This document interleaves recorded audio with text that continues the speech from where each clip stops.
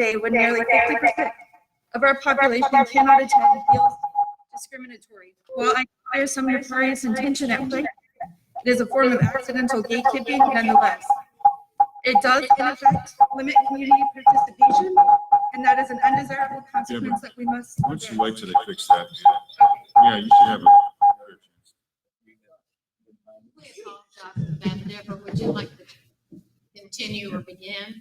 Yeah. Woo! Man, I'm a little nervous, y'all. I'll just keep going unless you guys would like me to repeat. Can I repeat? Can we reset my time? No, you may repeat. You may repeat. Okay. My point is that holding council meetings in the middle of the day when nearly 50% of our population cannot attend feels discriminatory. While I doubt there is some nefarious intention at play here, it is a form of accidental gatekeeping nonetheless. It does, in effect, limit community participation, and that is an undesirable consequence that we must address.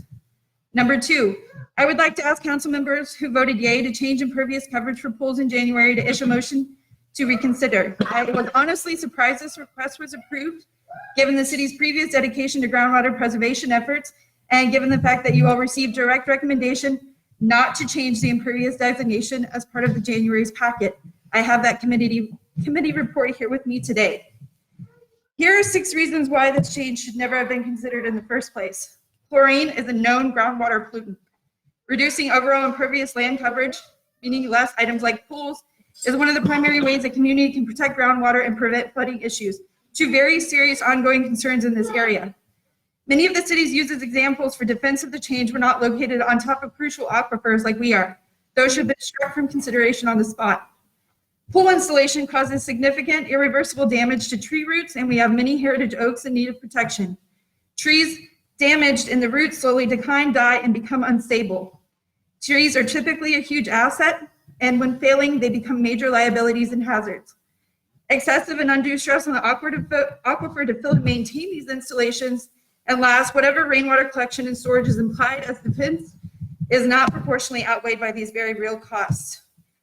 We have a duty to protect the sacred waters here, and currently that responsibility falls on you all directly. As part of the Cypress Creek conservation effort and Jacobs Well recharge zone, the city of Woodcreek is really crucial here. Is this change in our city code really our collective best interest? Clearly, I think not. Experts who formed a committee and gave you all feedback think not. Why then the change? I don't believe it was the best solution to the problem. I would like to see our city uphold strong water protection standards and create more creative alternative solutions. I know some of you all had kids who got to grow up here. You can see mine behind me, watching me fight for water today. You have a chance to be heroes. I please request that you issue a motion to reconsider and return the 100% impervious rating coverage for pools. This doesn't mean people have to stop work, and it doesn't mean you have to decline applications in process. We still have a chance for a win-win here. Please consider these 2 items when forming your next agenda. Thank you all for your time. I apologize for my unsteadiness. It was my first time. Thank you. Radon Tilling.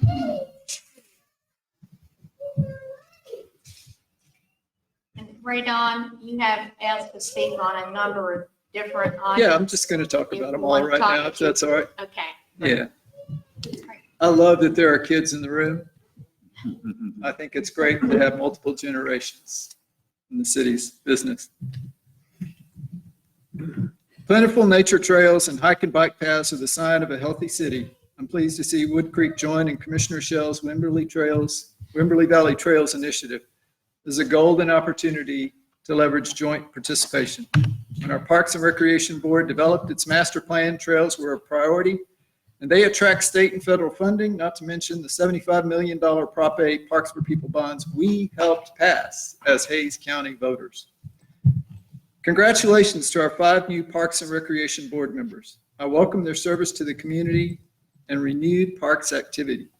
This board starts from a foundational master plan by outgoing members who deserve recognition and gratitude for their years of dedication and volunteer service. Monica Rasco, Jennifer Zavaleta, Jessica Zieger, Joe Branco, and youth advisors Abby Adams and Rowan Zavaleta. The code enforcement officer job posting was rightly referred to council for research. by council for research. Now the background that we have leaves questions. It speaks of an ILA, an interlocal agreement with Hayes County, an agreement to enforce local codes, but according to the new constable, that's not in their purview. Among the options, the clear choice at this time is D, no contract. The constable will still provide proactive patrols and work with the sheriff's office as they do in all parts of Precinct 3. Any talk of establishing the Woodcreek Police Department, and that's what a city marshal code enforcement officer would be, is premature. We may have a $63,660 budgetary gain. Our interlocal cooperation remains intact. That sum could pay for our comprehensive plan or a year's worth of road patchwork. It could even fund the parks budget that was included in 2019, unspent and removed last year. I do not hear a hue and cry for code enforcement. It's better roads, traffic calming devices, and parks and recreation. Our comprehensive plan process is well underway. We will have a better idea about priorities when that is complete, and that budget will still be waiting. Finally, the Comprehensive Plan Committee has worked well with consultants and staff, city staff, to revise its community survey draft.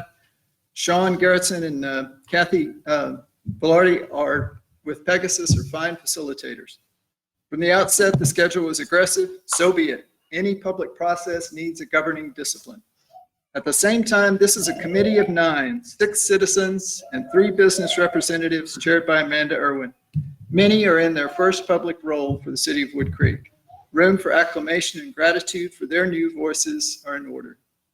I greatly appreciate the work of Pegasus and city staff and offer my deepest gratitude for the infusion of leadership represented by this committee. You give me high hopes for the future of Woodcreek. Thank you.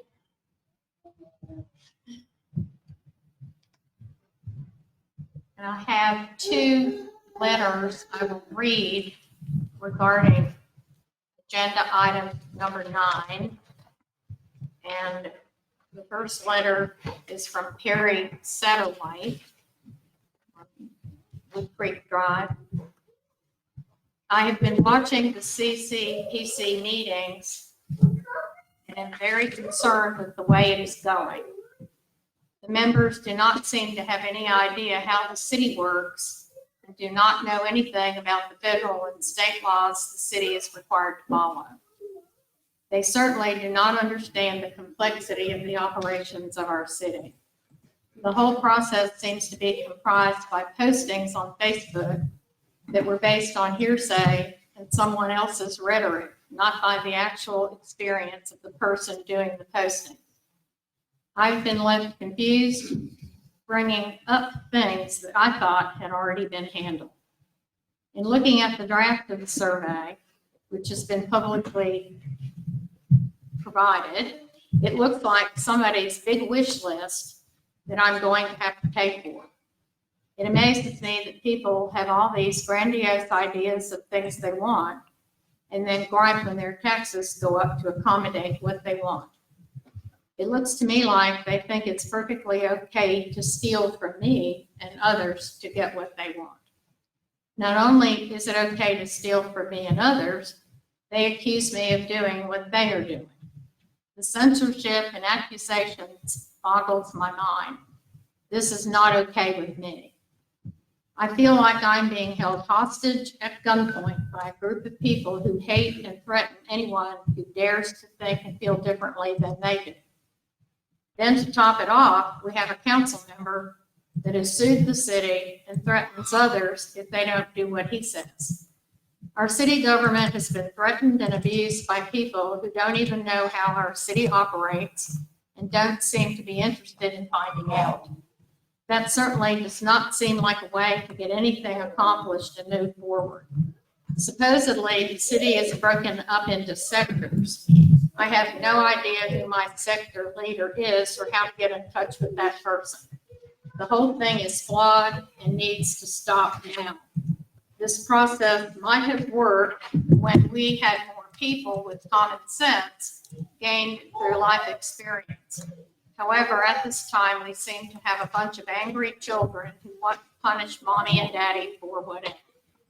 I have tried very hard to be open to people as I have had some of the same issues they seem to have, that they have aligned with divide, destroy, and conquer energies, whether they know it or not. I've given them a chance to see what I am feeling is wrong, but this has gone too far.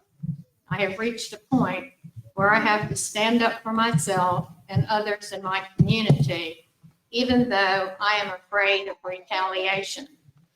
Please read this at the council meeting and at CCPC meetings. Thank you, Carrie Satterwhite.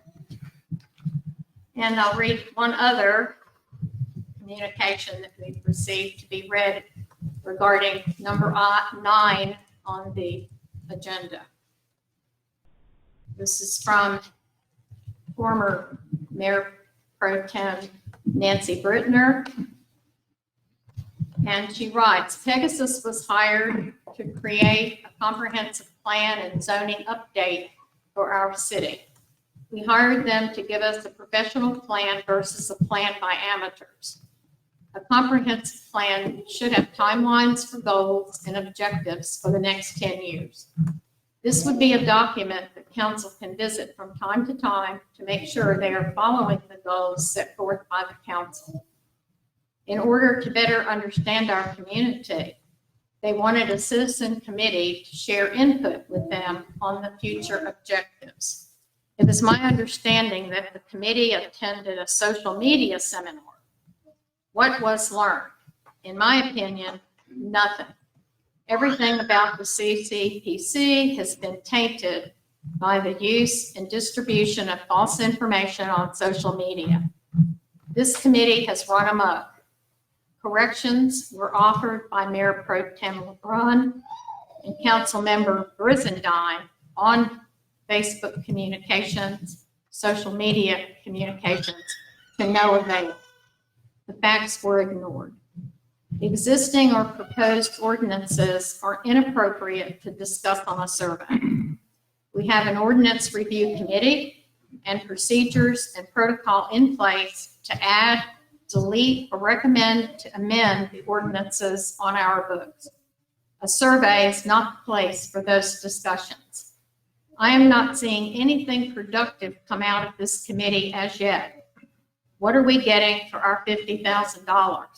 Either Pegasus needs to get back in control or the committee needs to be reassigned.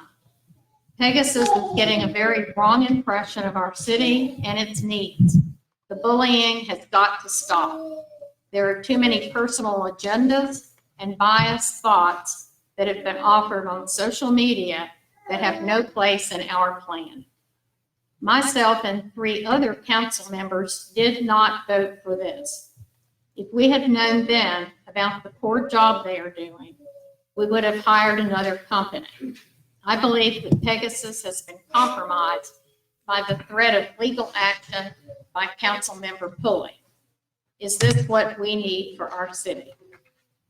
Sincerely, former Mayor Pro Tem Nancy Brittner, to be read at City Council and at the upcoming CCPC meeting. And I do not have any other public comments at this time. We will move to the consent agenda. Do I have a motion on the consent agenda at this time? Mayor, I make a motion that we approve the consent agenda as is. I have a motion to approve the consent agenda in its entirety. We have a second. Mayor Pro Tem LeBrun.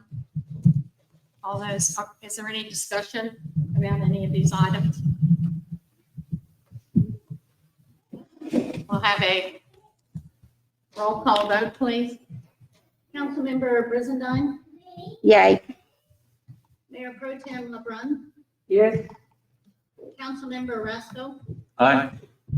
Councilmember Pulley, Aye. Councilmember Hambrick, Aye. Motion carries unanimously. We will move to the regular agenda. Item 4, discuss and take appropriate action on a resolution of the City of Woodcreek supporting a Woodcreek Neighborhood Watch program and neighbor-to-neighbor program. And I'm going to ask Councilmember Hambrick to present the resolution. This was the matter that Councilmember Hambrick brought to council for consideration, and I would like you at this time to read the resolution.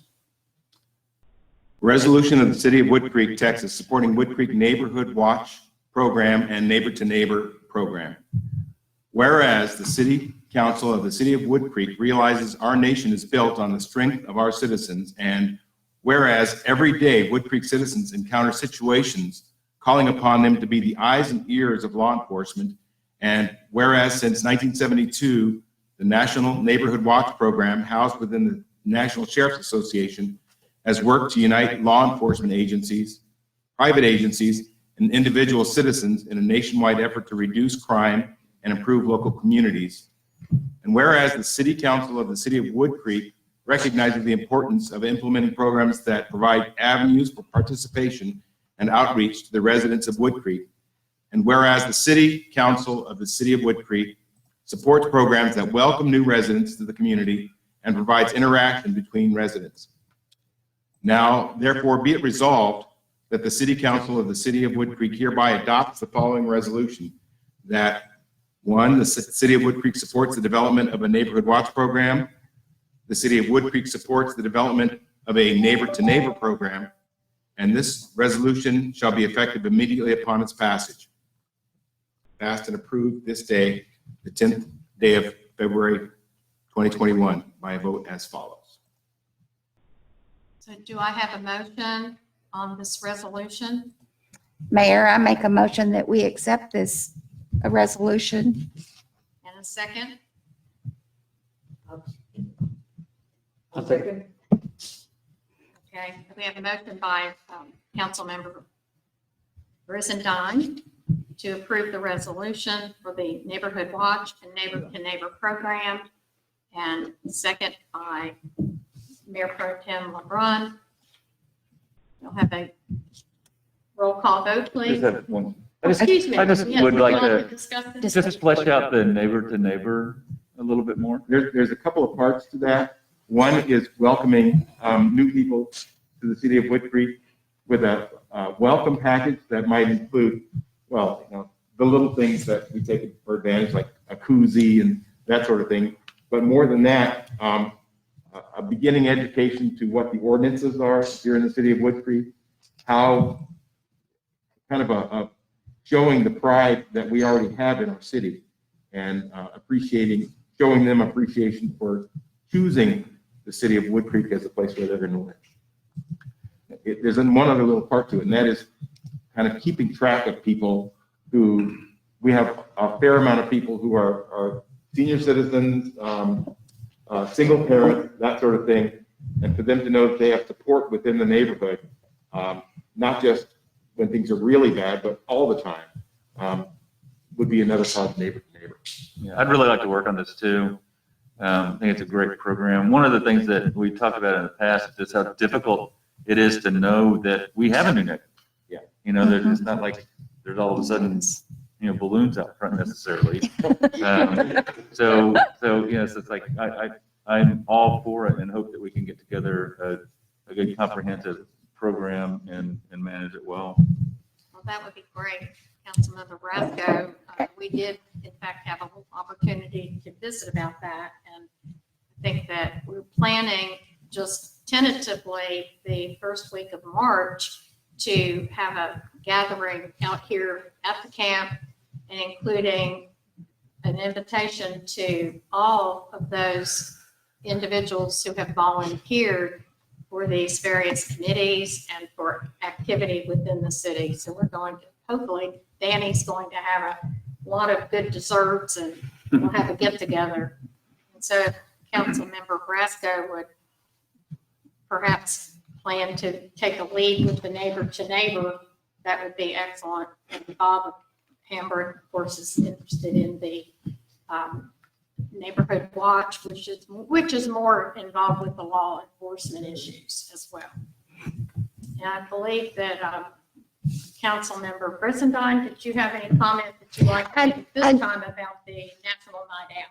Oh, well, I think that it would be great if we could incorporate National Night Out in the big picture here, because that way we could pull people into that more readily and get to know people on a big scale, and then kind of hone into the areas of the city.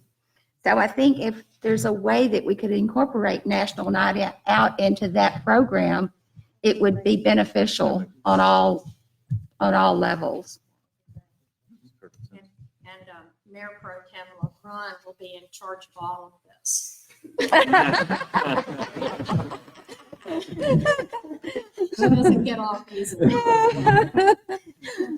So It is, I do want to say that there are pockets in the city where we have, my neighborhood is one, where we take care of each other. Mhm. And by design or by coincidence, we have, at one point in our neighborhood, we had 6 houses where we had 6 houses, probably half of the houses were single women over the age of 60. Mhm. So it is, and then we had a gentleman, an elderly gentleman too. And it does make a difference, but having it, that's casual, that's neighbor to neighbor in our neighborhood, I think having it organized throughout the city is a tremendous thing. Thank you. Also, because our city is so spread out, I think there's pockets, like Yeah. I've talked to people on Brook Meadow that don't feel like they're part of our city. Yeah. And I think that it would be a good way of incorporating each little section into a unity.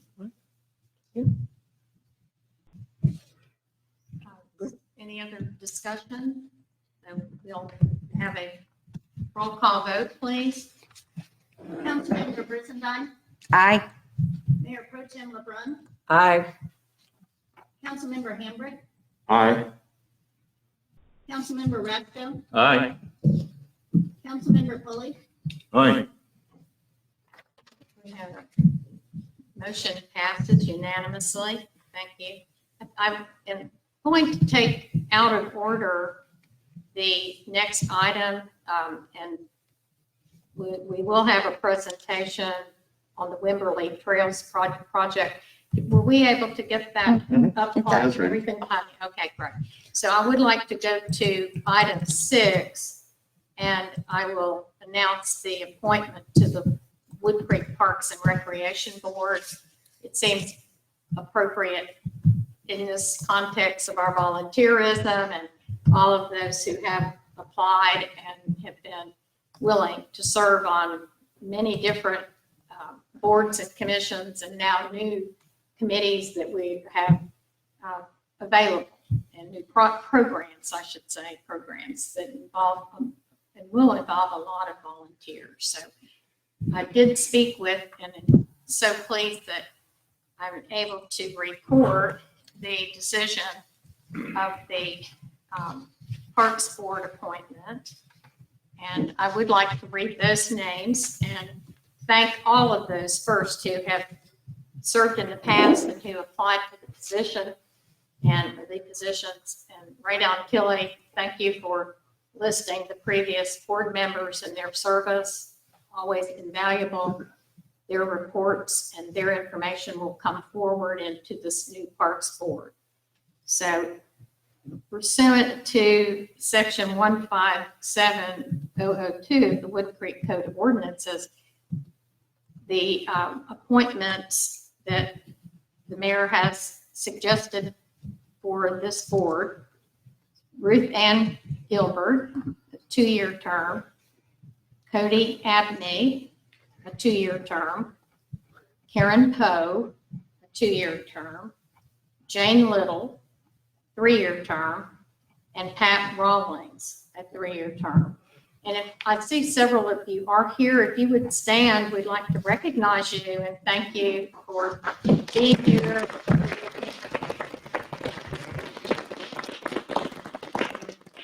Thank you so much. so we will go on with the regular agenda. And item 5 is a presentation and discussion of the Wimberley Trails project. I am really pretty excited about this. Brenton Lewis, would you mind doing the honors of? I have no idea who these people are. I can't see behind their hats. The presenters, please come up and introduce themselves.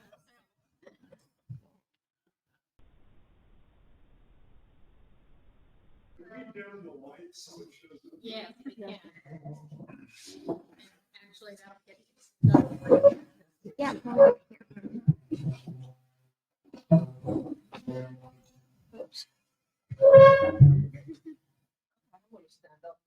Okay. I would introduce you, but I don't know. You get there and get everybody. Please introduce yourself, and we're so happy to have you here. Of course. Thank you for having us and inviting us today to present on I the can't hear her. Wimberley Valley Trails Project. This is a planning effort by Hays County in coordination with the city of Wimberley to develop a plan to improve connectivity, safety, and mobility in the Woodcreek and Wimberley areas. We met in January with the city manager of Woodcreek, some representatives from Camp Young Judea, the Quicksand Golf Course, and the Wimberley Springs partners to gather initial feedback on some preliminary concepts about the plan. And we're here today to share that information with you all and answer any questions you may have on any of these concepts. My name is Natalia Rusak. I'm a part of the community outreach team that will be helping obtain public feedback on this project. I'm joined today by the project manager, Mark Miller from L&D, and Walter Hurd from the design team, who will be sharing a little bit more about the specific concepts for the Woodcreek area. We are also working closely with Commissioner Schell from Hays County and other leaders in the city of Wimberley and staff members and in the city of Woodcreek as well. So we'll review a little bit about the project and go over the timeline and then discuss some of the concepts that we have to share with you all today. So in addition to improving connectivity, safety, and mobility, one of our goals is to involve the community in the planning process. We want to develop a design that preserves the history, culture, and natural environment of the region.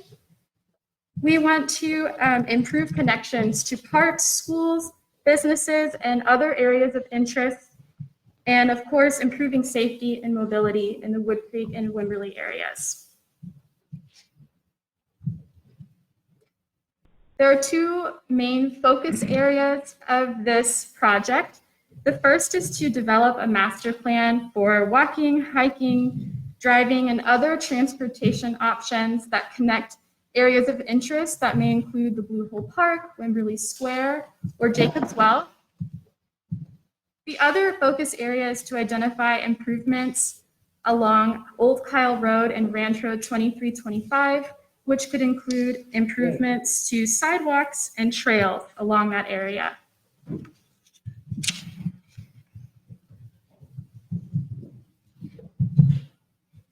The project began in July of 2020 and will continue through spring of 2021. We are currently in the process of reaching out to key stakeholder groups to obtain feedback on the preliminary concepts and refine those concepts.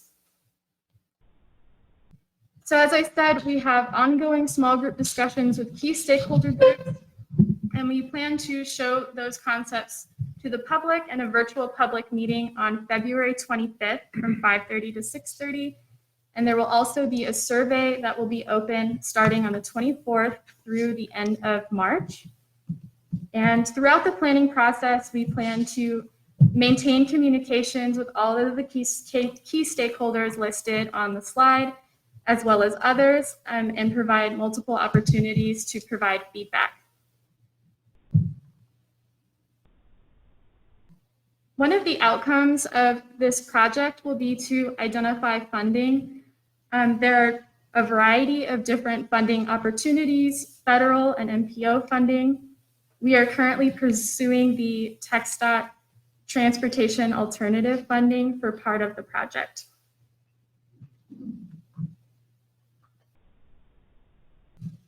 So trails present a unique opportunity to provide a number of different benefits to the area, including health, safety, mobility, economic growth, and sustainability. The Woodcreek and Wimberley areas are known for their local character, the beautiful environment, and heritage, and we think the trails would present an opportunity to enhance that. Of course, the trails would provide opportunities to engage with nature and access to nature.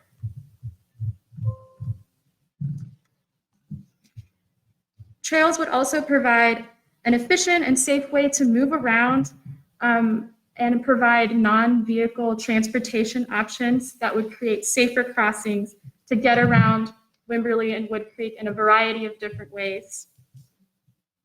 We're also looking into providing a wayfinding system to help people navigate through the area safely.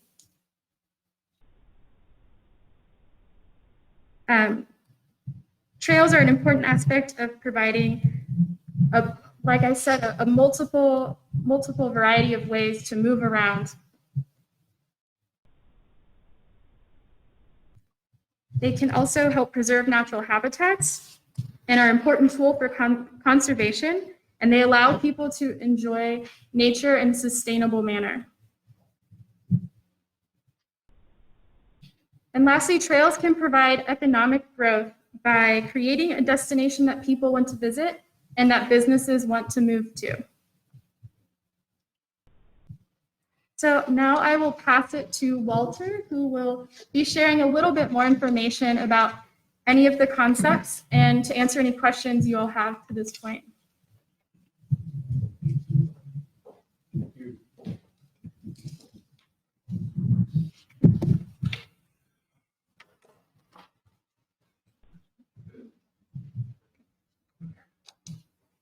Now that I know how to work this, I'm in good shape.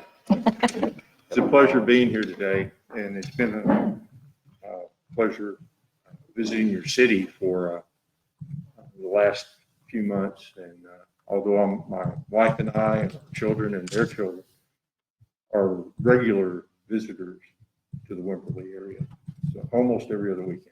So I know it well. And well, let me get started.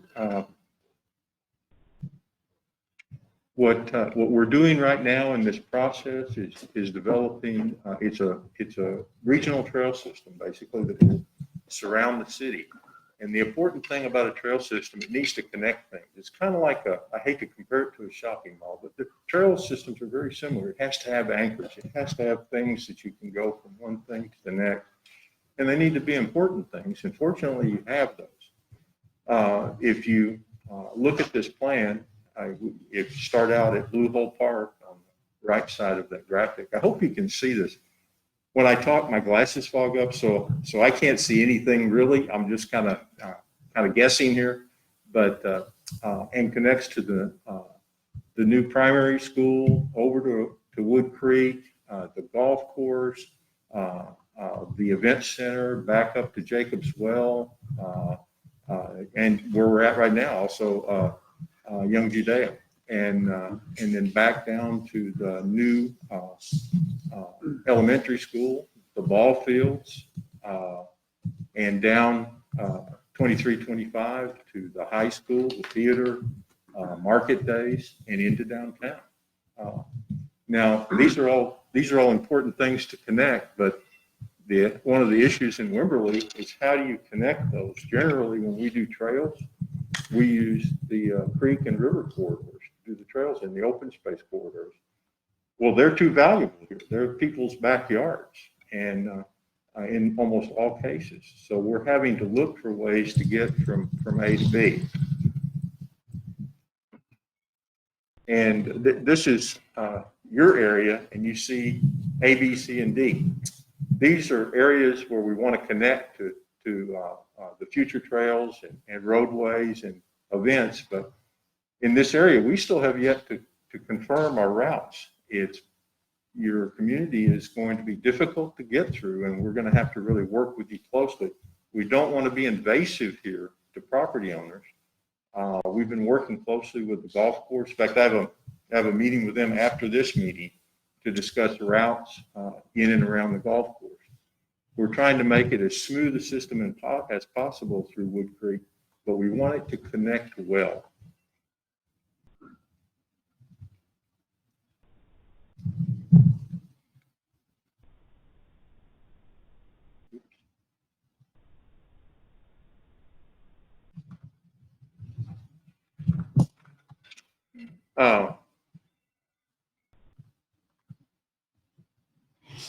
And this is we've divided it up into loops, and I may have gone too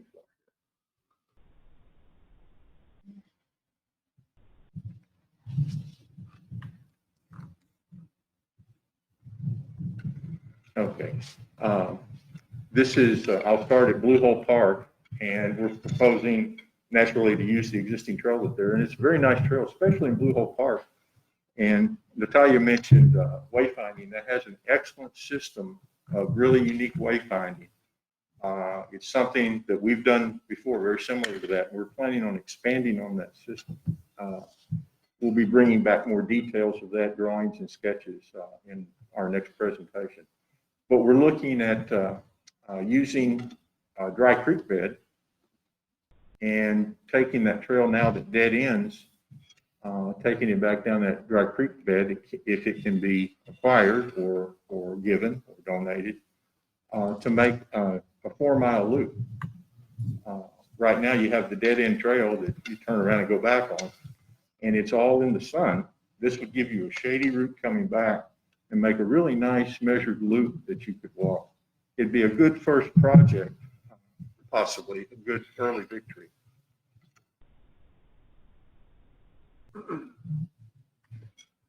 And then that leads back into the area I was just talking about, where we're working on those routes and how we're going to connect these things.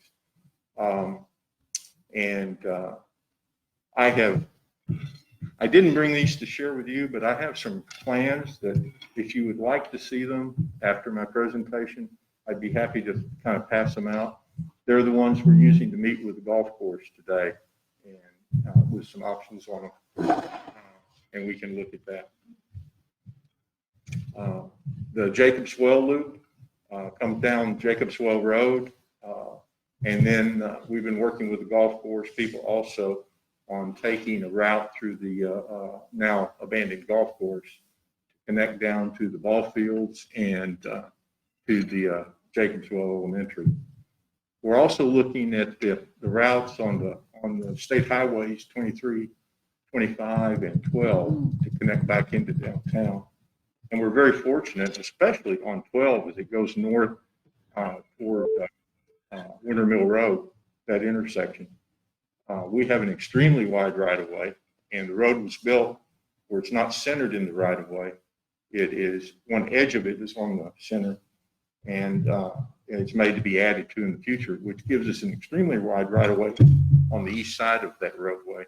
And we think we can do a very nice trail through there that's protected from the traffic and very, very beautiful. So to get us from Woodcreek Drive all the way back into downtown.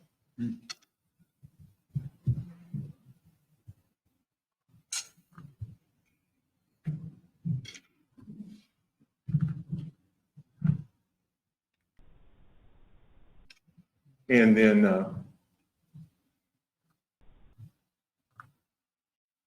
as we come into downtown, as I mentioned before, you have the Cypress Falls Event Center that we connect to.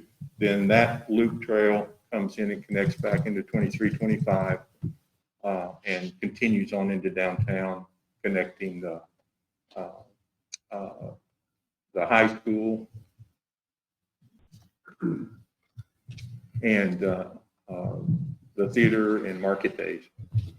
And then we get to Kyle Road, and we're doing a little bit different process on Kyle Road, and we're a little bit ahead on that. It's more of a development plan and combined with a trail plan. And I hope you can see this. Does everybody know where the oak tree is in the middle of Kyle Road? Okay. That splits this side up. So everything to the left of the oak tree, we're trying to encourage this continuation of the urban village, like the downtown area already has, and continue that out. And then it changes at the tree.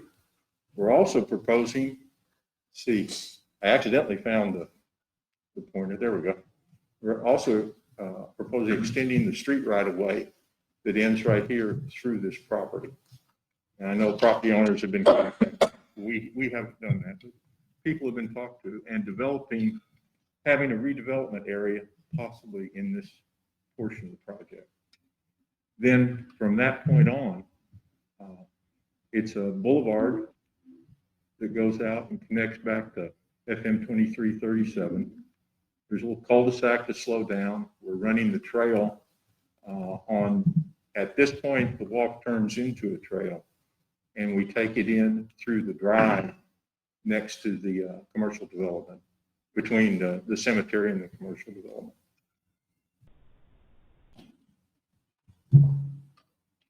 And this would be the village urban, where you have the businesses that front on the street as close as you can get them, as businesses were done in the turn of the century.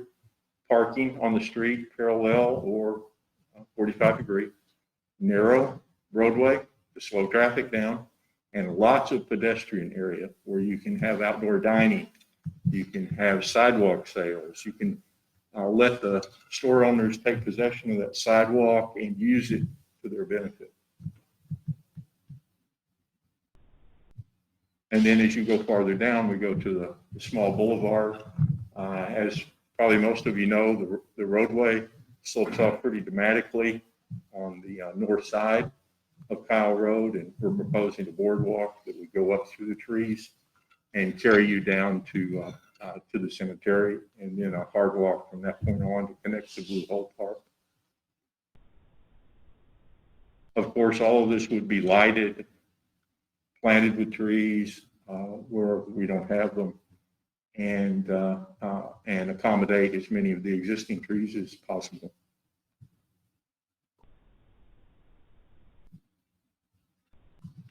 And that is it. Do you have any questions? Yes, sir. I see you've got, looks like areas of, I guess, attraction, whatever, in Woodcreek. Do you have any idea how you would connect those with the trail? Would it be using the existing roads and, or parts of the golf course, or what are your plans on I think it's going to be a combination of those two things, and maybe a third if we can come up with it today. There are some, they gave us all of their plats for Woodcreek, and there's all of these corridors that were platted as trails. Most of them have been filled up with things. So that's what we're working through with them right now. It's one of the things we'll be talking to them about today, and seeing if they're still platted. They're still platted for paths and trails. But it's tough. We don't want to interrupt the citizens here. We don't want to, we want to do something nice, but we need to do it so the people here that live here, it's what they want. And so we don't show anything because we don't know what to show yet. And I don't mind showing things that people don't like, because that's not why I did that, because sometimes you find out what they like by knowing what they don't like. If somebody hates it, I really need to know that, so I don't make mistakes. But we're trying to find out what's reasonable here. And it's very difficult. It's very tight, and we're very limited along the streets. Although there's a huge right of way. There's 13 feet on each side of the roadway, all the way through on all the 50-foot streets. That's a lot. That's more than we ever get. So we're looking at all the options here. Let me ask one other thing. How does an on-street trail work? I guess specifically in Woodcreek, and how does it work on like a highway like 12? I can't imagine. Well, it works just like your trail on Winter Mill. You have to separate it. Now, that one is very separated, which is nice. But if you can get 15 or 20 feet and some planting in there and a buffer, then you feel safe using that trail. And you are safe. And I think on the 3 roads that we'll be working on, that's going to be the case. We're going to have to get that trail off to the side of the roadway. And we've been really looking at the right of ways. And I think we've got some good routes worked out. I think they're going to be very effective. Good, thank you. Are you saying that in Woodcreek you have 13 feet outside of the roadway? I'm sorry. Are you saying that in Woodcreek proper you have 13 feet outside of the right of way? Well, the way we measured the streets and they're 24 feet, the right of way is 50. So that's 26 feet, 27 feet. So it's 13 feet on each side, but everybody's built into that. So that's the issue. We don't want to interfere with people that have lived in a house and have planted in the front yard and have done all these things. We have to find a way, maybe a better way to do that and still get the trail in. And the golf course and the developer of the subdivision or the town has been extremely helpful. So if you came through Woodcreek down one of our streets, then you're talking about moving mailboxes or going behind the mailboxes? Probably going behind them. And isn't there a 5-foot utility easement there? I don't know if it's on both sides. Of It the road. is. It is. Yeah. So it's my understanding that you can't put something on that easement because it is a utility easement.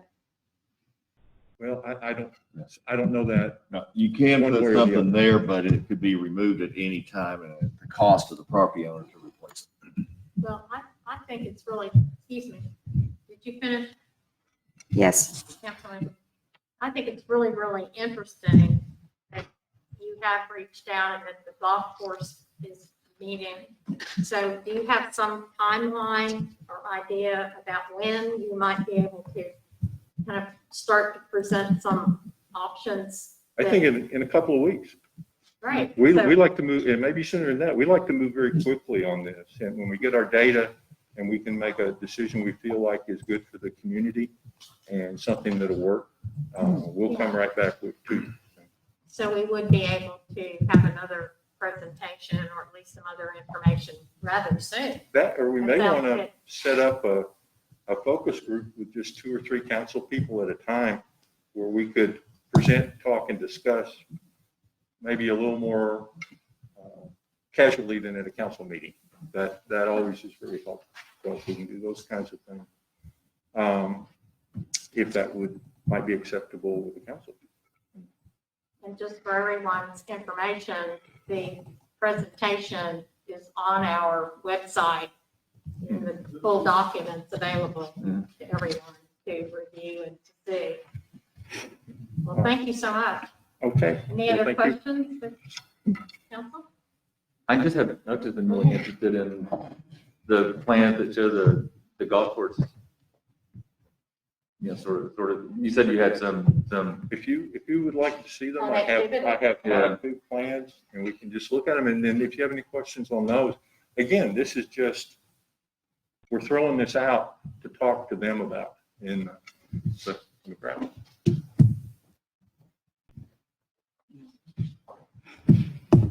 Brenton, do you think that you could have those put up on the, sent to you and then give it out to Do you see a purpose in that until the golf course has solidified what they're willing to do?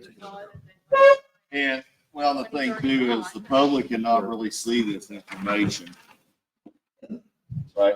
I think the doctors would be happy to get the walkers and bike Yeah, riders so off the basically, I top. don't know. I do too, but I think they need, Yeah. to- it needs to come back to us after they've discussed it.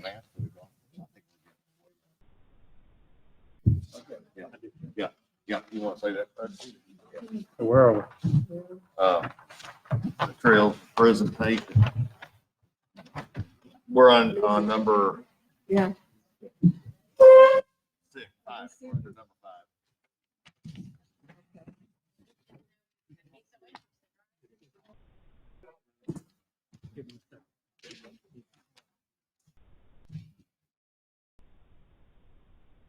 I also wanted to add that during the virtual public meeting, we will have not final, but documents to share with the public as well, which would include some of the routing options for the Woodcreek area.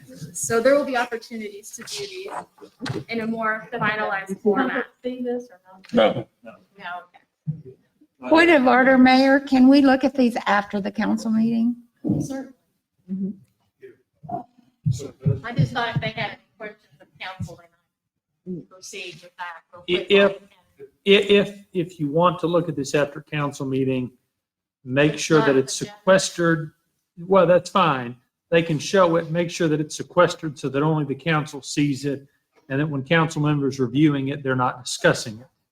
Just simply viewing I it. They feel can look better, at. I actually feel better about waiting to schedule a time Mhm. when individual council members might meet separately with them. I agree. Staff, so as not to have any question on our open meetings or walking forums.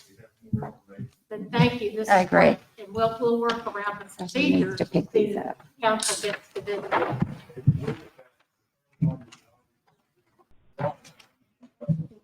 Uh-huh.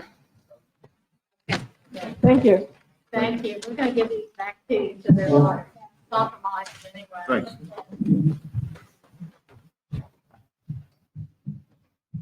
I hope your meeting with the golf course goes well. Yes. Thank you. No, Thank thank We're you. glad to hear that. I would think they have an interest in getting those, it's no longer walkers, it's now people on bikes Horses, all over. horses, motorcycles.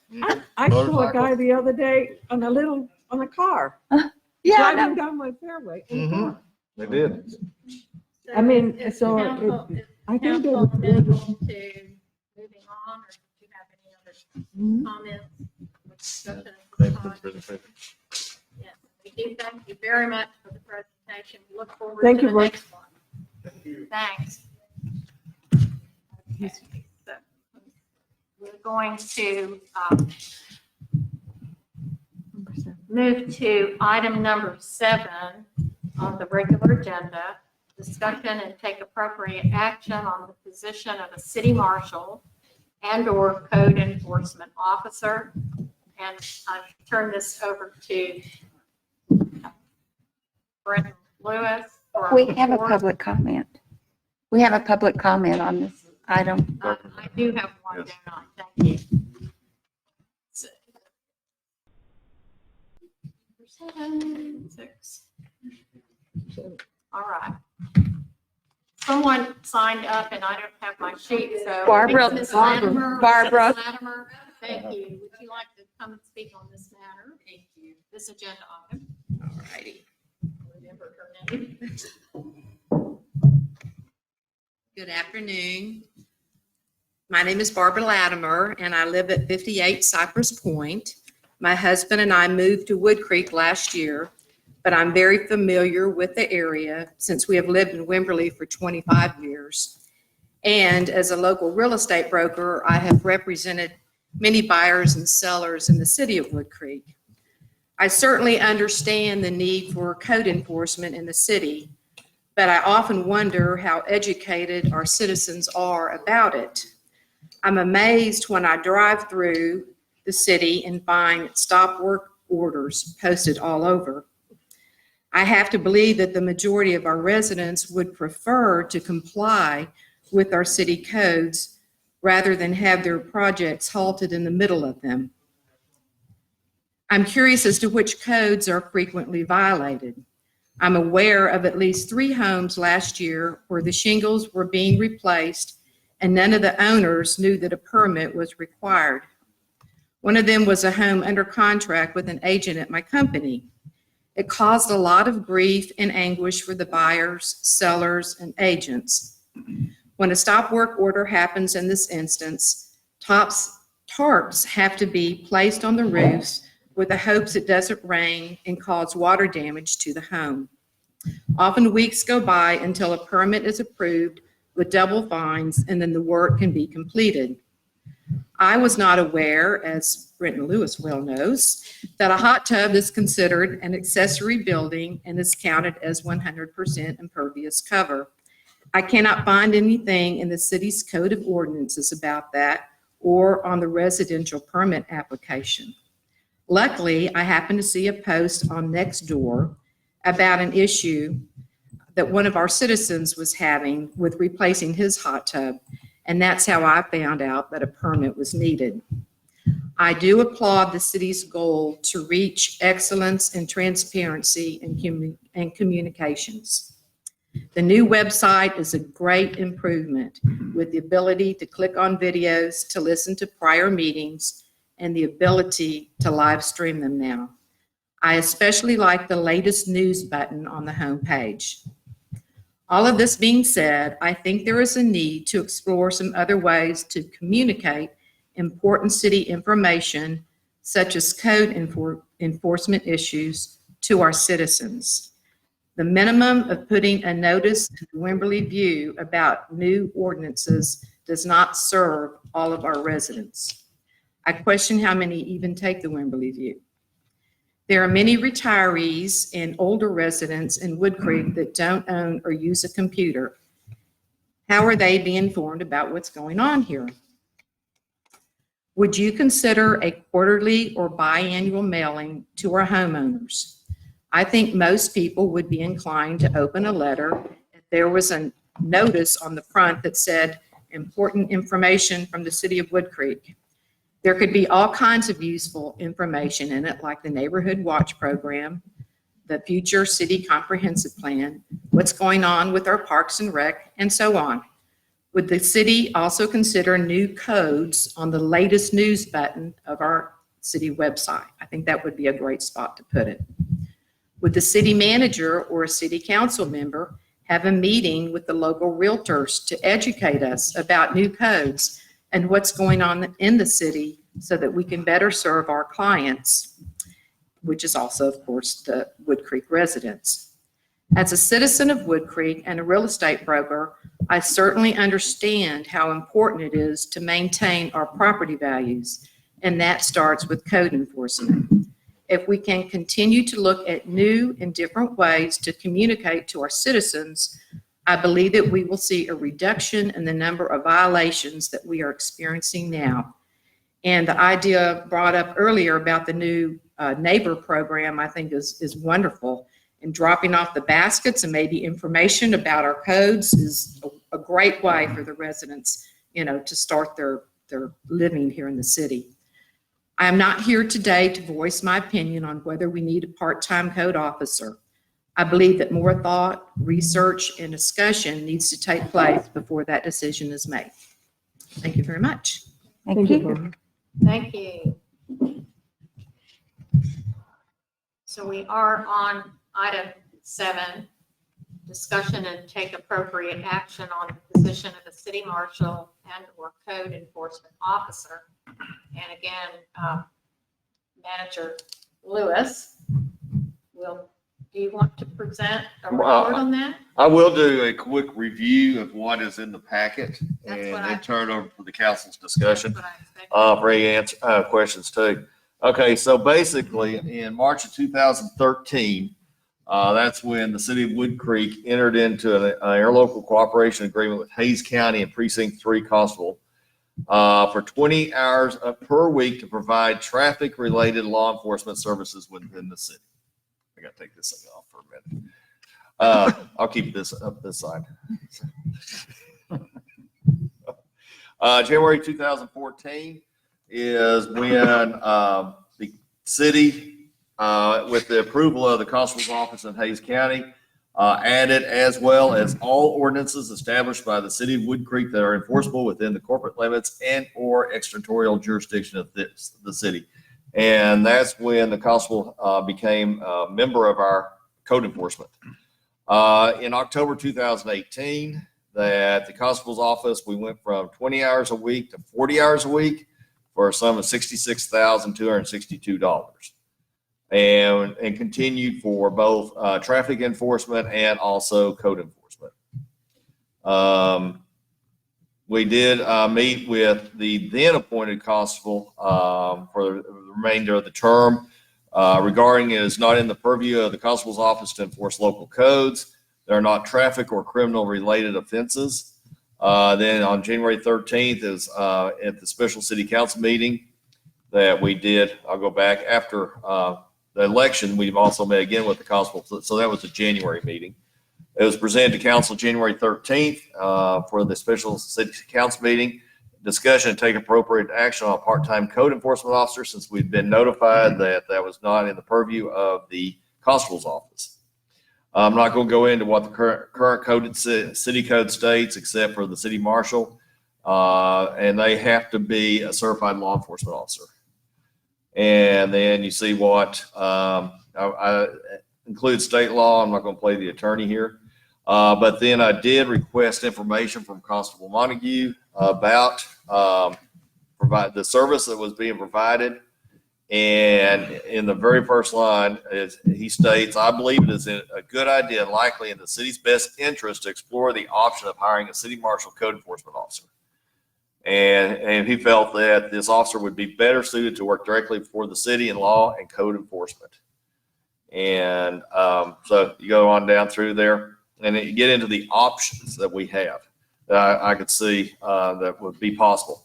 Employing a city marshal code enforcement officer, but must be certified through TCLO, part-time or full-time, and just estimate 20 hours per week. That'd be about $20,000 cost through 9/2021 or the end of this fiscal year.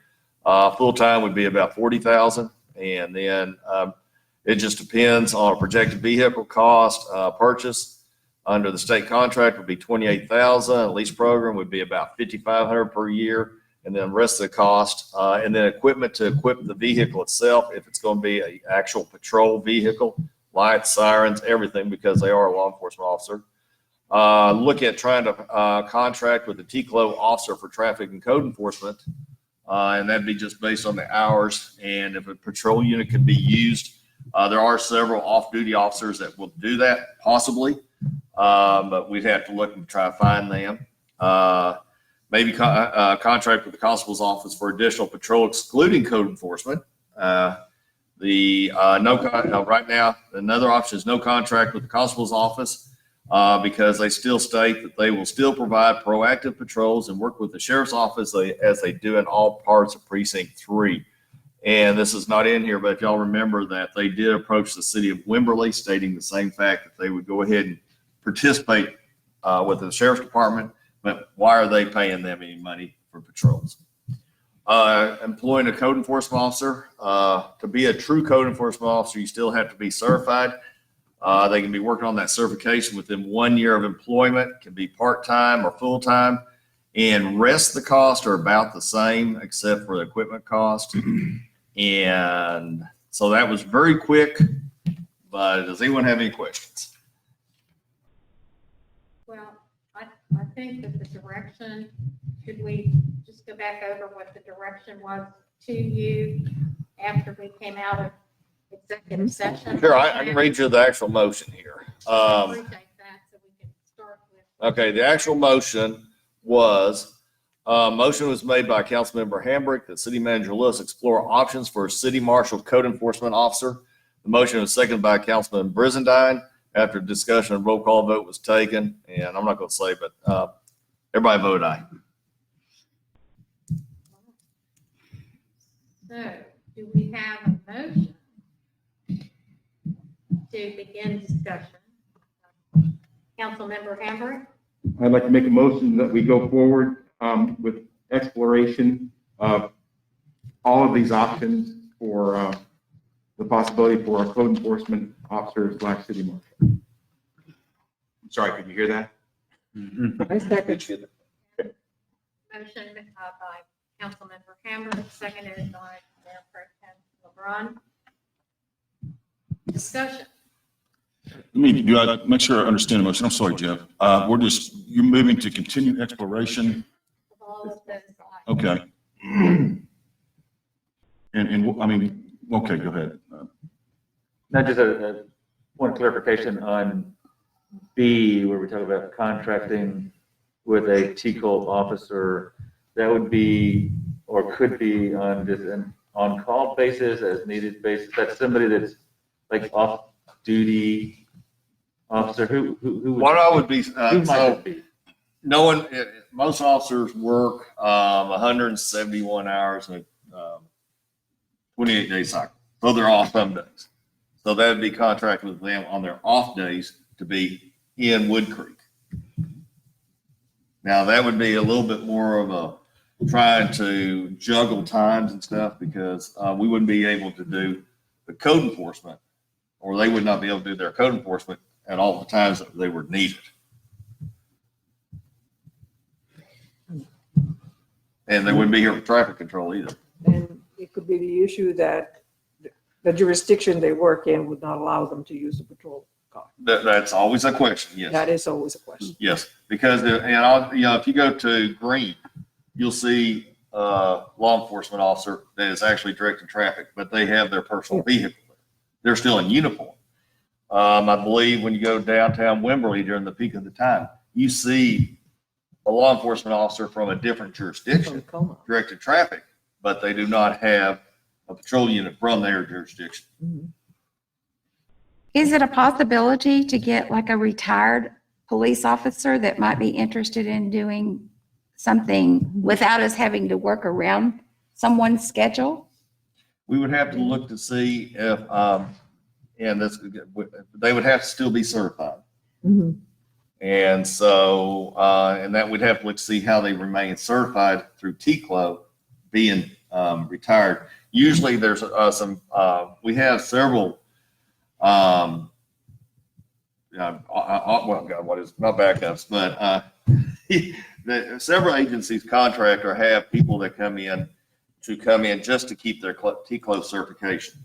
Well, couldn't that be a condition of their employment that they keep that certification up? And therefore, it's on them, not on us to keep up with that? Is this an additional idea that's not in the motion? No, this is Or still, included in the this is an option for us. Okay. Yeah. Didn't the motion say to continue exploration? I would like exploration clarified though, because he's already given us research. So what are you considering in your motion as further exploration? My motion was about each option as it fits, as it's written. Any other discussion would be perhaps the second motion as far as some deviation from one of these five. I have other questions. I'm sorry. Councilmember Brissendine's comment within the. Oh, options that we certainly it already is. It explored. Yeah, it was to explore two positions, city marshal and code enforcement officer. And this is within the confines of what the office of city marshal would look like. Right, I just don't want us to not have it covered properly in the procedure. But what I'm asking is, does exploration include putting out a call for one, or does it just continue to put together data for us to look at? I think it could hypothetically include either. It would be better for Brenton to have more Direct. instruction or direction That's what I from the think. council, so he's not So it's sailing come into the back, dark. So the motion is for to explore those items in the agenda packet and come back after he's explored those. With a That's recommendation. correct. Yeah, and you guys could make another motion today after discussion that would provide even more clarity or direction if you want to do so. I mean, could we just amend this motion or? Yeah, I mean, if after further discussion, someone wants to ask Bob if he'll entertain a friendly amendment to his motion, you can certainly do that. Yeah, no, I think that would be a good way to handle it because I'd like to see information on that too. Are you done, Judy, or can I ask some questions? I'll ask Bob, would you be willing to amend your motion Absolutely. to clarify?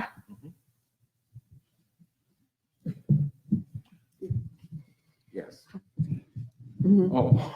Let's hear it. Let me ask this.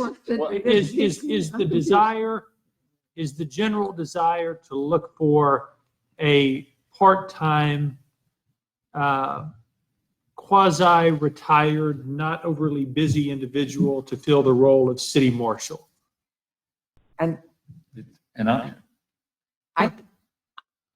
think what Maybe, may I say Judy's something? asking is I to didn't think that expand. that option was excluded from the options that he presented. When you talk about hiring someone on a part-time or full-time basis, in this recommendation, a retired peace officer would be an option already. So I don't think that option has been excluded. And in fact, that is something that there are individuals in the area that may be interested in that. So I don't know. Yeah. So the motion as spoken. I think the best way to proceed is if someone has a concrete idea as to how they would like Bob to amend his motion, then present it to him at that point. Because there may be more than one, so we may want to, because I've got a question in terms of additional exploration that we may want to add to that as well. Mainly, could we consider, in the past, we would hire sheriff's deputies off duty 4 hours at a time and then schedule them throughout the month or the week or whatever. And they bring their own car. They bring their own everything. All you do is you pay for their time, you pay a little bit more for the car. I would like to, in accordance with what Judy's asking, can we explore that option as well? Because it would simplify what we're trying to do a lot in terms of trying to build up infrastructure and whatnot. So I would like that to be considered too, to be looked at. May I be recognized? Yes. My concern is that if he puts a search out, we may not have much interest. So the exploration gives me pause because I'm afraid that we're going to go out and we're going to look and then we're going to come back again and talk again. And we need to see what's out there, what our possibilities are. It's not a 20-hour week job may not be easy to fill. That's one of my concerns. So exploration, I think, needs to be clearly defined. Do we want him to put a call out for someone to see what we can get for 20 hours? I think there should be, I think you're absolutely right. I mean, you can explore, research, and study forever. I think it's time to go a little bit more definitive. I agree. And I think, so I do agree, definition is needed here. What did you say, Joe? No, I mean, we placed an ad, put a position on our website for an opening. What kind of response did we get? So Bob, do you? No, that was a question. Oh, What- what I think. What response did we get when we posted the job? I can't, I'm not going to say what caused it. We had no response at all, but there was a lot of comments on social media that I don't know if anybody would have applied after seeing it. Well, if he's going to be a policeman, he's got to have thicker skin than that, I would hope. Well, that was for code enforcement officer. Yeah, well, same deal. If he thinks it's bad now, just wait. So, here's some things I want to consider though as well, because I'm a little, I'd like to add something to the mix here that I'm sure I'm not the only one who's aware of this, but I'd like to put it on the table.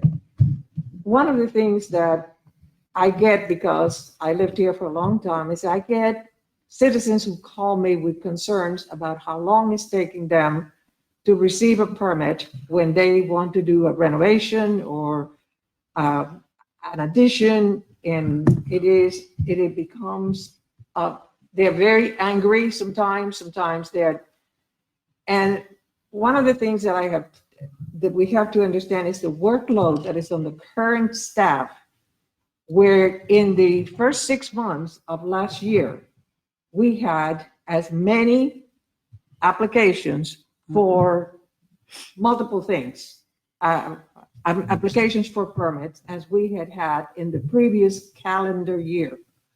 So the workload has doubled.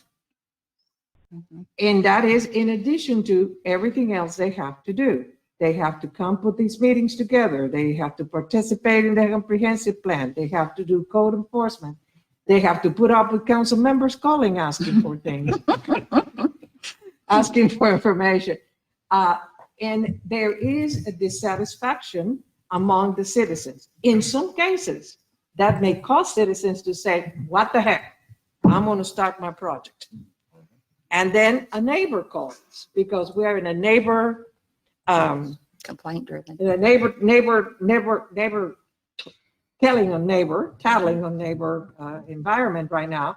A neighbor calls and bing goes the sign in your yard. And now you're in the middle of a project with a tarp on it, or your materials are getting bad, your workmen leave and go to another project. So this is an area where we have to, I have been here a long time. I have been through not multiple, but 5 city managers. And I remember very clearly asking the question years ago, why are these things happening? And the city manager saying, we only act when there is a complaint. Is that the kind of city that we want to be? So we need to think about what is happening here both. We cannot sustain the workload that they have in addition to code enforcement. So if we want to say, build whatever you want to build a teepee in your backyard, a catapult and whatever, we'll look the other way. Recognize Thank you. Councilmember Pulley. I have just a quick question, and I want to build on what Aurora just said. How many code enforcement violations do we handle per month?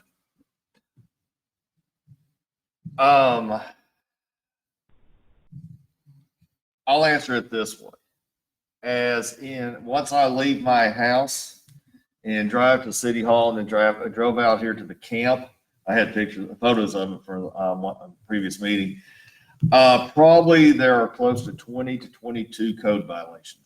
Mm-hmm. Well, I mean, how many do we expect this guy to handle every month? That you know of. That we know of. Right. And I think what will happen is once the citizens understand that we are out enforcing the code, that they need to contact City Hall before they start a project to find out they even need a permit, that it will reduce itself. I understand. I'm just trying to do a cost benefit analysis here. Is how big is the problem versus how much our solution is going to cost? So how many code enforcement violations do you guys handle a month? Let's see here. I would say, okay, within the last 2 days. I'm not talking about the last 2 days. I'm talking about general. See this, it's on average. So we've handled probably 5 or 6.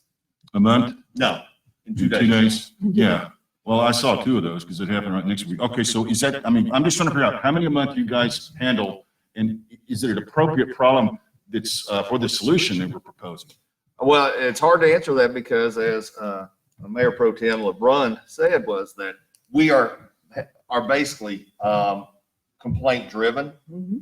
But if the code enforcement officer is actually taking care of the codes, then it's not just complaint driven. It is, you go down the street and somebody's complained about a trailer in somebody's yard and there's 3 other on the way. Those should be handled at the same time. Okay, I'm not really getting the answer, but I'm going to move on. I agree with you, Aurora, that I hear a lot of frustration about how long it takes to get a permit approved. And that's a little concern about prioritizing this, which is going to generate even more work for staff, when we ought to, I think, prioritize getting those guys some help, so they can, even temporary help, so they can work through this permit backlog we have, because I think that will. The permits based on what you're asking for the permit, is that what you're saying? I can't understand you. Let me take the mask off. I'm saying I agree with you that there's a permit backlog, and I would rather prioritize that for now before we go hire a police officer or whatever and get them maybe temporary help. I think more people care about that than they do about a new police officer or something like that. I think that's why I'm concerned about our priorities. So I'm just building up what you said, Aurora, because you're concerned about it. I understand as well. I get that. Go ahead. Jeff? If I may, I'd just like to, and I know I can't comment on public comment, but what's been said about the education of our citizens about codes and enforcement and what requires a permit and what doesn't and what the process is. We've got this great new website that, could just be a click away that says, here's all the stuff that you need to do a permit for, and click here to file the permit, and you click here to track the permit. This kind of stuff is pretty easy to do, and if we can make it easier for our citizens to be in compliance, we don't have to work so hard to enforce the ordinances because they're doing it on their own because they want to. I had a very interesting conversation with a citizen just the day before yesterday and said, I really want to do all this right. I really do. I could go and do all this stuff and nobody would ever know it, but I want to do it the right way, but it's just so hard. And I said, yeah, we got to make it easier. And that could be part of, I think, again, we need to consider what is it that we want to do and what is it that we as council believe is the best thing for the city? What is it that we want to do that our citizens, what do our citizens want? And I think we need to consider that. And to me, from my communication with citizens, the majority of the citizens want to have a safe city that is orderly and their property values are maintained. Mm-hmm. So that's what I hear. And to that point, I'd like to say that I have lived where there's a code enforcement officer, and I believe that it would look better on the city if we had a code enforcement officer that gave warnings, knocked on somebody's door and said, did you realize we have an ordinance that prohibits this? Give them a warning. If they don't heed that, then we can come back and red tag or put a stop work order. But I believe it needs to be taken off of our city staff, our mayor, and our city council, and off of neighbors pitting against neighbors. I believe a code enforcement officer could be a positive thing. And I appreciate the suggestion. I know Barbara well, and I appreciate the suggestion that she makes. I wrote them down because I believe they're excellent suggestions. A code enforcement officer, and I will just basically I don't hide anything. I was in investigations and enforcement for Medicaid fraud for years. And I had two arms. One arm was I got the people, I got their money, I refer them to the AG to put them in jail. Another arm was the ones that I want, education and prevention. So a code enforcement office can do that. They can do the education, they can do the communication. Mm-hmm. It's I a agree. wonderful plan. It is. It is a wonderful plan, and I wholeheartedly support it if we want to do it. But it's again additional workload for current staff. I strongly agree with the idea of code enforcement because without it, it's been called the wild, wild west, which is anything goes because there's nobody that's going to do anything about it. Right now, we put that on Mr. Lewis. Unfortunately, he's the one right now, and Maureen and Linda as well, to take the action. And it's not only are they residents, but they're employees, and it's not their place really to do that. I agree. Without that code enforcement officer, what we have is what Mr. Lewis saw coming to City Hall or coming to here is thing after thing after thing that's blatant. Yeah. And most of these are blatant. They're not things that, it's all kinds of stuff, but they wait till the weekend, or what we thought before was they waited till the weekend to do something so they wouldn't get caught, when in fact, it's 7 days a week. Because there isn't nobody to actually do the compliance. And City Hall being closed, City Hall being closed has added to the frustration. It has. Of the citizens. So that's all. Just wanna Right. say- I'm sorry. One more thing and then I'll shut up, I promise. One of the things, it's like, in my mind, I keep thinking code enforcement officer of, this, little Barney Fife driving through, just being a jerk and beating people down. When maybe it's not a code enforcement officer. They're doing code enforcement and they're enforcing our ordinances. But what if they were, a citizen assistant liaison or citizens assistance liaison or something that is like, we're here to help you, do it right, not to punish you, for code enforcement violations. Well, if we're combining the marshal office, they're going to be walking up with a gun on their hip. So I don't know how you can change their title, to be honest. But I do think that we as a city can dictate how we handle their approaching our citizens, how they address issues, and make them be the face of us and do it with congenial efforts, And it can be done. regardless of their It can be title. done. I did. So, Mayor, may I ask again that Bob repeat his motion so that we can move forward? And did you have a question about the? I would like it repeated so that I can ask him to amend it. Could we repeat the motion, please? Somebody write. Oh, you're going to repeat? Original Uh-huh. was the motion to make available options and go forward with hiring, I'm sorry, no, that wasn't it. With choose an option from either of the available options. I don't know if I included and go forward with hiring. Pardon Use me? the word for. In your I'll give- first motion, yes. You'll have to read it back, please. Okay, made a motion for further exploration of all of the options presented. And present recommendations. And will you amend that motion respectfully? Will you amend that motion to say and move forward? Yeah. Okay. So we have motion and second was still. I think by Robert's rules, we need another Yeah, second I on feel the second. amended. Okay. And we have discussion. Do we have any further discussion? What does it mean to move forward? That's your amendment. Well, if he's going to put an ad in the paper or see what kind of response we get, Okay. I think that's movement rather than just come back to us with data. Right. Understand. I just want to make sure it's not an authorization to start hiring somebody. So I think we're way away from that.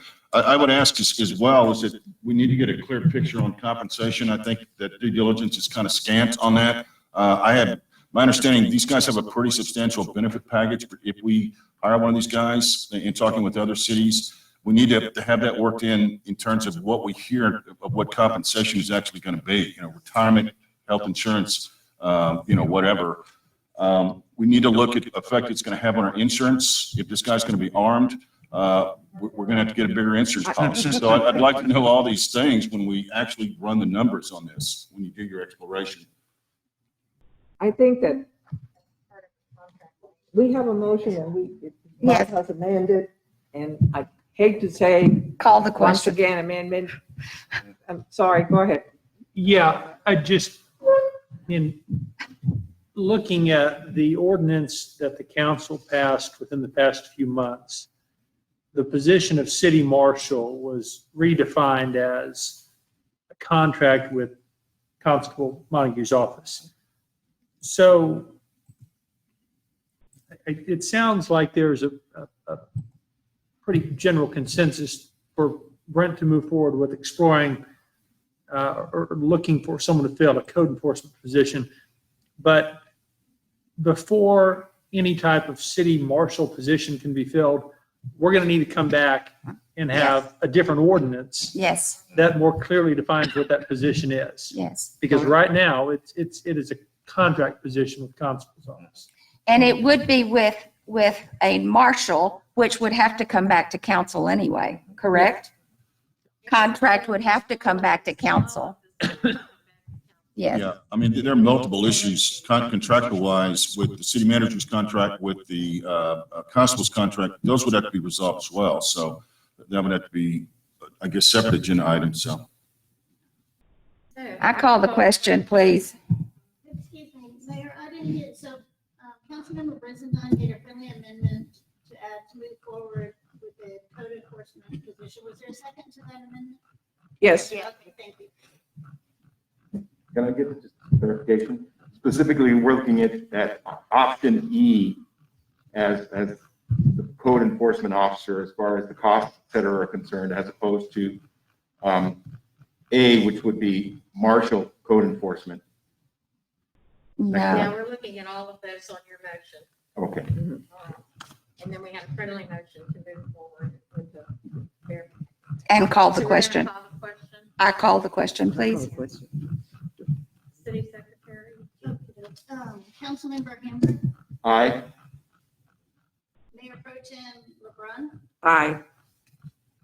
Councilmember Brizendine, Aye. Councilmember Pulley, I guess. I don't like this, but it'd be nice to see more options, so I'll say aye. Councilmember Rasko, Aye. Motion carries. And we'll move on to item 8.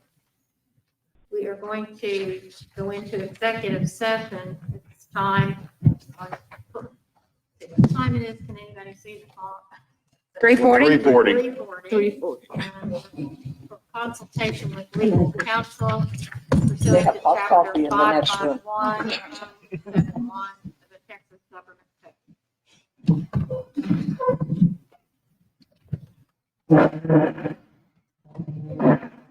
Let's get together.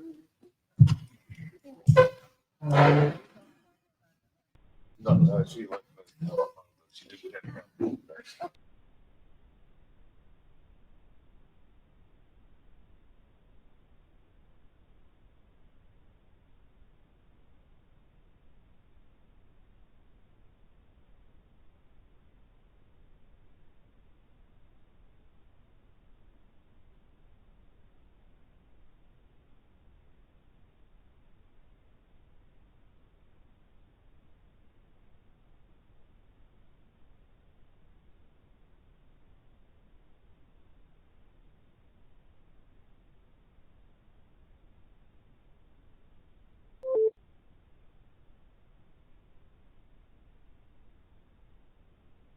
That all the audio is coming through this. Okay. And then there's a mute button on the camera itself. Oh.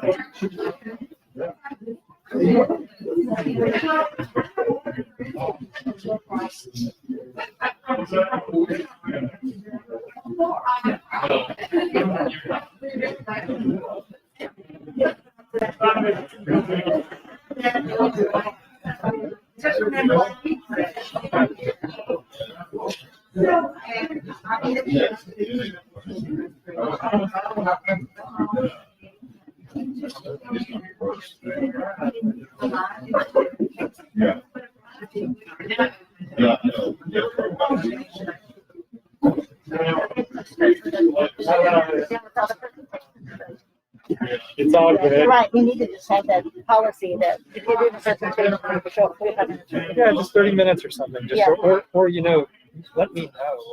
Yeah. Because then I'll make sure it's all set up. It's not a big deal. I know, the other thing we have to do one of these days, Candy, is we need to write down all these procedures.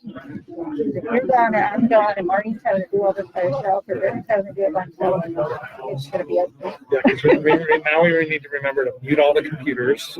But the computers themselves have to be muted. Yeah. Because yours is on. Because you just told me that you do it. Oh, right, mine is on. I think mine can be on because it's the. Because it's going through there, right? I'd be curious if somebody watching it could tell us. Are there people on it? Yeah. So let me place it clear.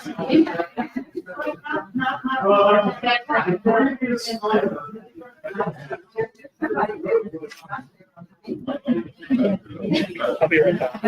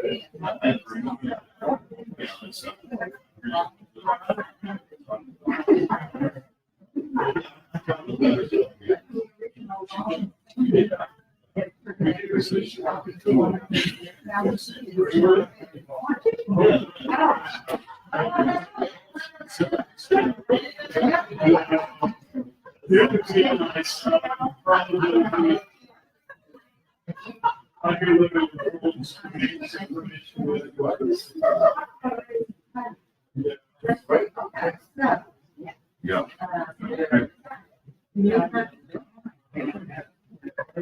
I appreciate all your, everybody's work on the committee and the calendar.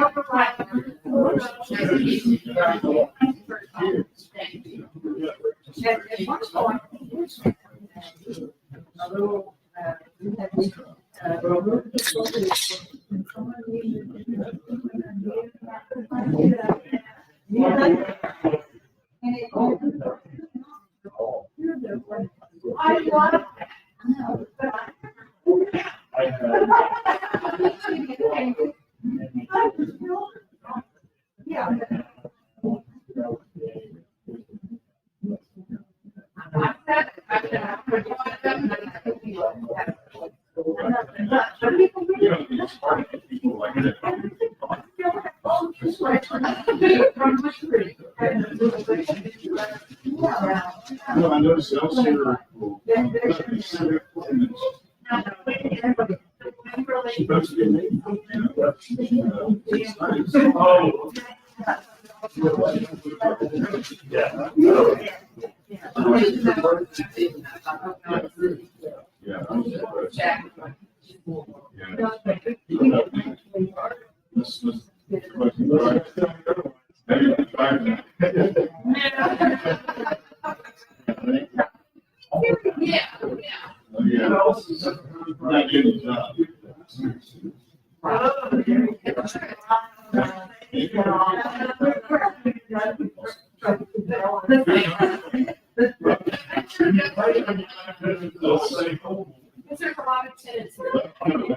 Nice talking to you. I'm Brett. Okay.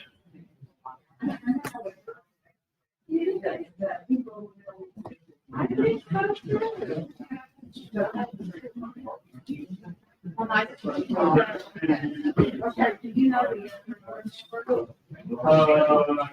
you. Thank you.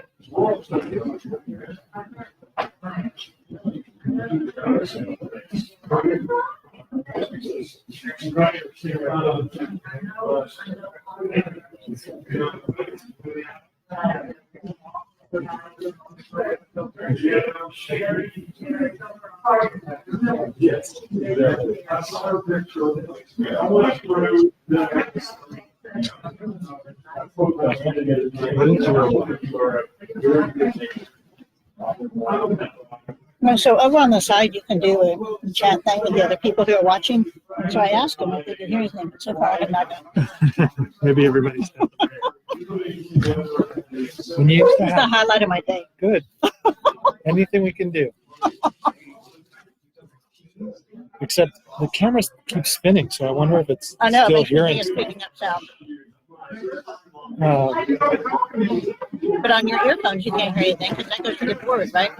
yeah, because this goes through the microphones. When It you, doesn't seem like they'd be able to because it's.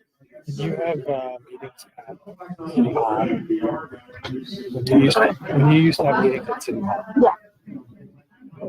do you have a smoking policy? Has there ever been a You know, discussion? people went outside and smoked on the porch. That was okay. We never had a policy. But yeah, you, as a parent, you may not know. Well, we don't, but the thing is, if this becomes a public. Oh man, I never even thought about that. But you were exactly right. Yeah. I mean, I'm shocked that there are like certain people that are sat down Yeah. that, you know, gripe about the environment and all that Exactly. stuff. Like, Yeah. Yeah. whatever.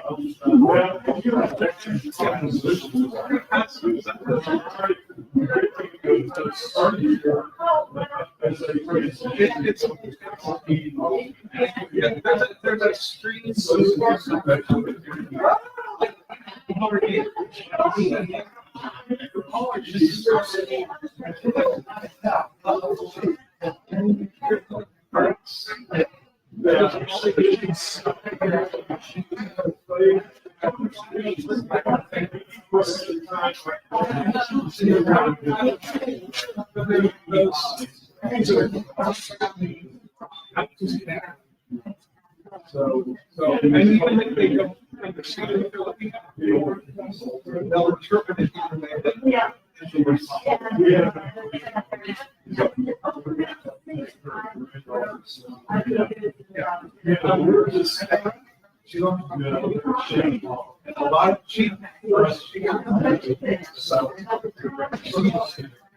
Here, tea.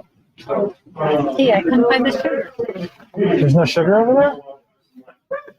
That's okay, Danny. I'll do it.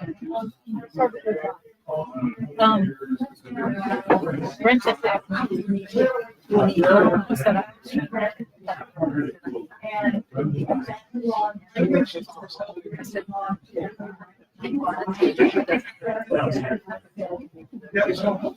Problem is like this.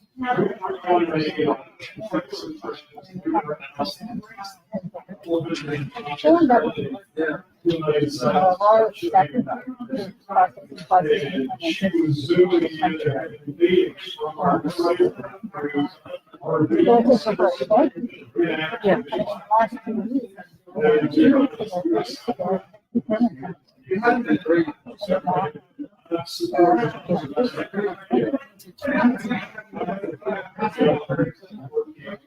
I better have to make it. Well, I don't think that's tomorrow.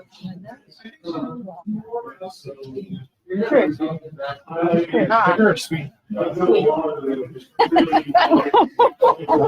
got a whole bunch of them. That's the deal. Well, I could do that.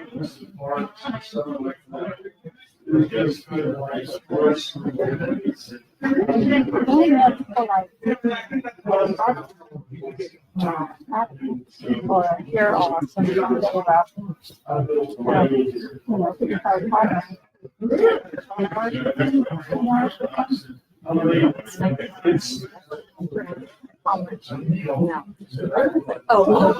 yeah, you know, that's another one. Don't put the showers up there. It's in bed. Oh, we don't have it. But that's hugely high. Wait, so I missed it. What happened with the?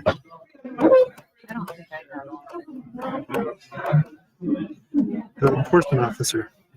Did they They're vote? going to explore that some more.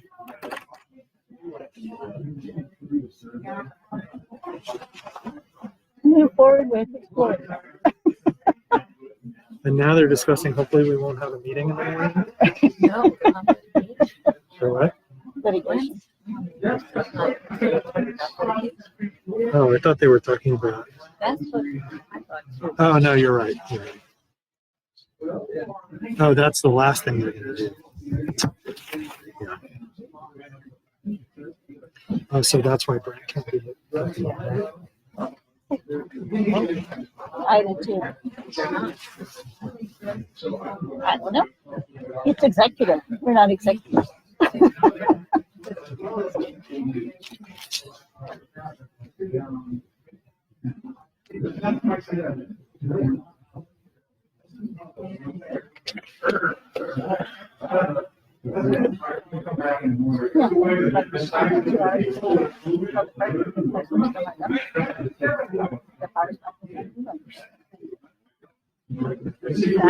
That's never gonna.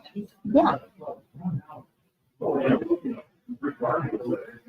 Well, the other thing too is that people just call and ask if they need a permit for something, turn in what is on the form. If they don't get enough, then it's much more efficient than people. All the it's so much longer. Yeah. And argue about it, but I wouldn't. See what my phone says for today? What's it say? 7? Okay, I gotta cancel mom's eye doctor appointment on the day. It's hard to believe. I know, isn't it? I get the call. I hate it when it stays below freezing for like 48 hours because that's when the pipes do their thing. 56% chance of precipitation. I definitely have to change mom's eye doctor appointment. No on Sunday. Why can't it just snow during the week? Well, I can't When it's believe they not on the changed it. I can't believe they changed it to 7. What does yours say?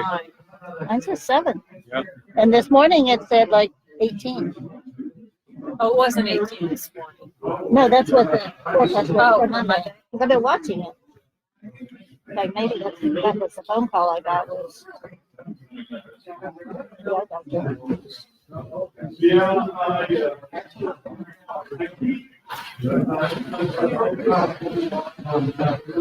Oh, so my glasses are ready.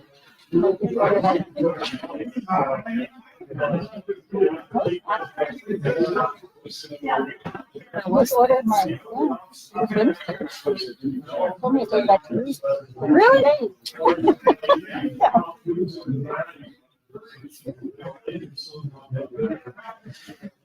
Kenny, you riding your bike still? I haven't ridden. I rode last week once. Yeah, it's cold on the Last weekend was miserable. Last weekend was miserable. Yeah, you don't want to be miserable. That's no fun. It's not worth it. And it's cold on bikes. And then you get going and it's like freezing cold. So Well, that's how we discovered in the mule. You know, we go out and try and do stuff in the mule. It's like, oh my goodness, it gets cold real fast. And it has a windshield. So my daughter, who does the bike riding, has decided that in her spare time she's going to be a soccer official. Oh, yeah? Oh, that's So cool. last night we went over to, I met her over at Caves. We went to the Dick's Sporting Goods, and she was trying on the cleats and stuff. That's She cool. ordered her uniform today. She's all excited. It's such a shame it's cold though, just because it's dark, you know? Yeah, that's part of soccer. Better cold than 100. Remember when the kids were little, we used to sit out there and snuggle their hands with freezing cold? Yeah.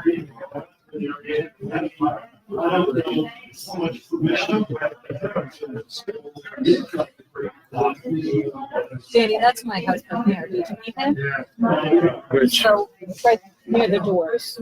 oh, yeah. Yeah, I met him during, when we were doing first responders, right? He probably, What's that? during first responders. When we were doing first responders, Oh, yeah. he probably. The first responders, when they're having meals and everything. Oh, okay, yeah. With round. Is he here just for support or? No, he can just, it's a few of his things got canceled. And he couldn't go. Really, that's really the biggie. Yeah, that's all. That now he's giving up already. Then we got the door and started to wait. They got tired.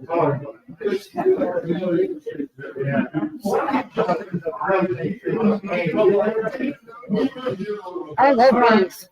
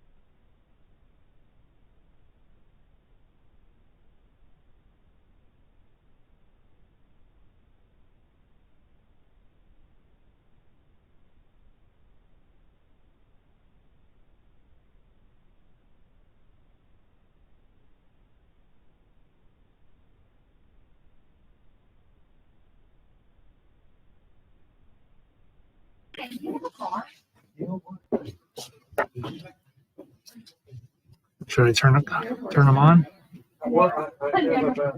Not yet. See what the You didn't know it? I'm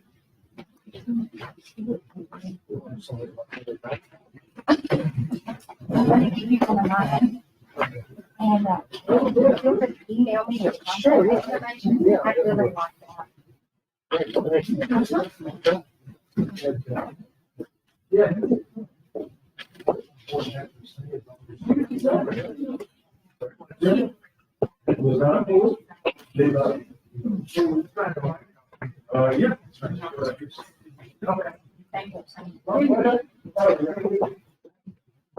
Thank you very much. Who's this guy?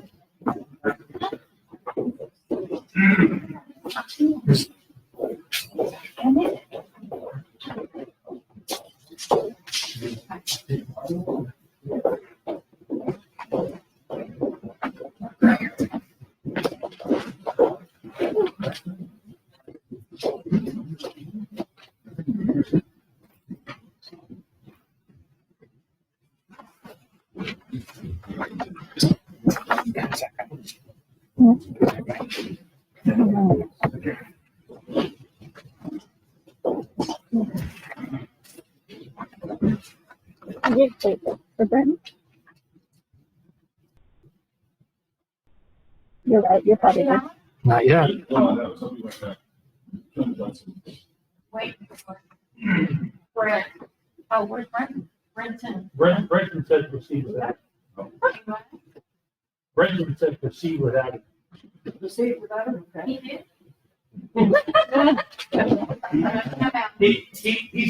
He said that tongue in cheek. Oh, yeah, I'm sure he did.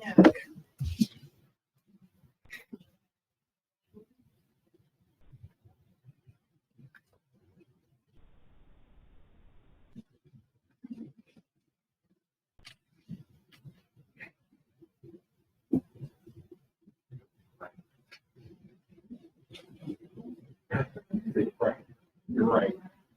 Oh, cookies. You're not supposed to ever take it.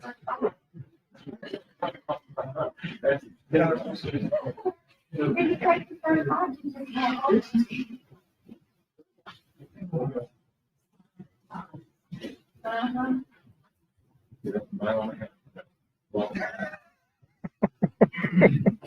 Are you in a hurry, Brenton? No.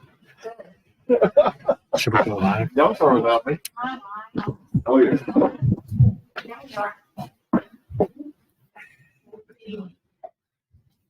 It's 4:59.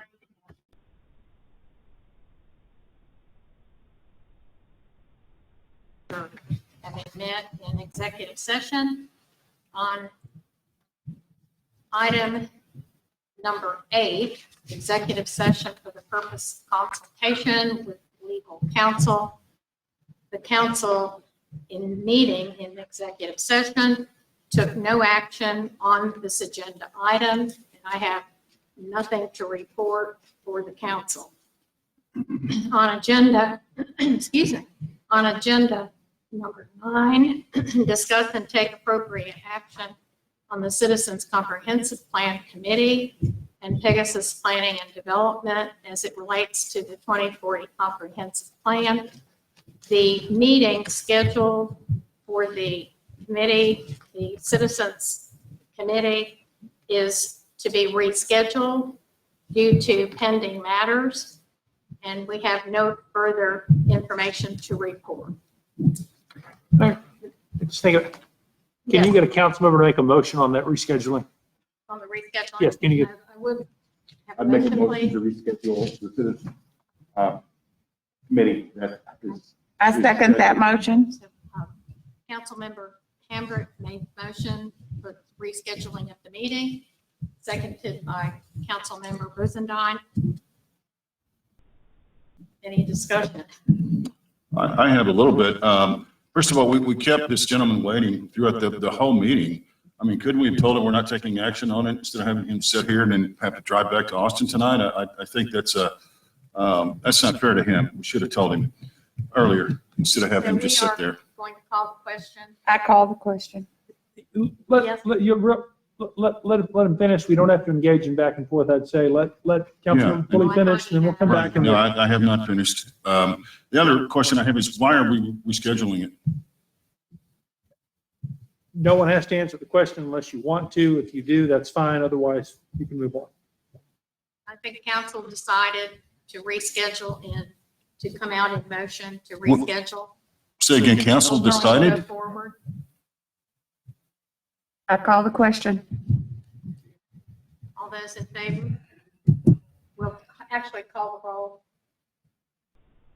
Councilmember Hambrick, Aye. Councilmember Rosendahl, Aye. Mayor Pro Tem Aurora LeBrun, Aye. Councilmember Pulley, No. Councilmember Rasko, Aye. Motion carries. There's no further business before the council today. We We adjourn. will adjourn. And I got my cookies. Thank you.